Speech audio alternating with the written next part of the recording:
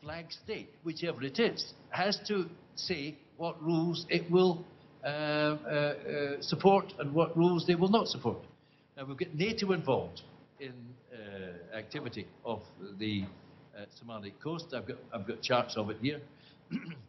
We've got Russia involved. I think China's involved. The Danes are involved. India. The Brits are involved. The Germans, I think, are involved. Even India is involved. And India is involved. But the point is, they all don't have the same rules of engagement.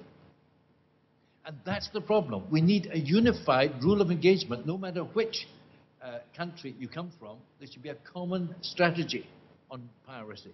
That is denied right now. The NATO commander has almost phoned up and asked permission to carry out a certain action. Because the flag state, if it's a flag state, well, if it's NATO, it's a NATO jurisdiction. But if there's individual countries there, their flag state will say, can you act or can you not? So I do think we're going to see big changes in that over the next, I think the next 5 years are going to be the most dramatic 5 years in the history of the maritime world. This makes maritime business the best career you can possibly have. This is going to be the most exciting business around because it's international, it's global. If you go to China or you go to Russia and you're in the shipping business, you will meet people who've got common interests with you, regardless of the political borders or the politics.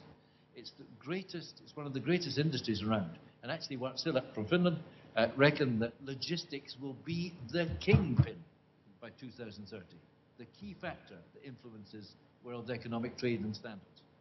Anyway, I hope I've partly answered your question. Yeah, thank you very much. Okay. Yes. Unfortunately, I can't stay any longer because I have something else to do, but it was very interesting. Well, very delighted. Interesting meeting, yeah. Okay, thank you very much.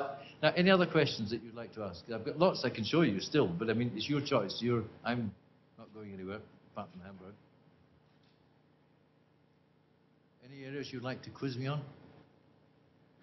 Yeah, I'm interested in the piracy stuff. So, right, okay. Actual plans also get rid of the problem, or not rid, at least deal with it. Well, I'll come to that. I've got a slide on that. It's about. The director is out. There is already because they do have such a minor problem. Plans are to try to stay longer. You can stay because we have time. Well, I can show you that. I've got the piracy slides here if you'd like to see them. Yeah. No problem for me. So would you like to extend that 20 or did you more stories from 10 minutes. All right. Well, I'll go to the piracy, and if you want to stay on, I can show you. Right. I've just to see if there's anything. By the way, don't underestimate the importance of even lighthouses today. These things are still important. I just thought I'd mention that to you. And weather patterns. I don't have time to go into that. Oh, listen, that's a small one before I go to your piracy. The Bayonne Bridge, United States of America, New York. Okay? You extend the Panama Canal. You put the big ships through the Panama Canal. Where's the container terminal in New York? The other side of the Bayonne Bridge. Not a chance to get these big ships under the Bayonne Bridge. $2 million is going to cost them, $2 billion to raise the bridge if they decide to do that. So you extend the Panama Canal on one hand, but don't necessarily think of the consequences in the infrastructure later. Pilots and tugs, and well, there's New Zealand Pacific, which I haven't got time for just now. Well, these are gas carriers. That's a map of all the shipping networks in the Caribbean. We'll leave that just now. And this is what I was going to take you through, because this ship was 1966, the Scotston. The captain was a good friend of mine, and he did all these ports in 6 months. And he did things that they would never dream of doing things today. He berthed ships in gales without pilots, without tugs, without bow thrusters. He went up the Orinoco without a pilot. He did the most incredible things. And I'll probably put that in a separate recording because there's a lesson to be had here. The captain in these days took executive decisions.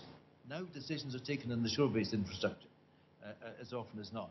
And this is that wonderful case study of the things that this man did. It was quite phenomenal.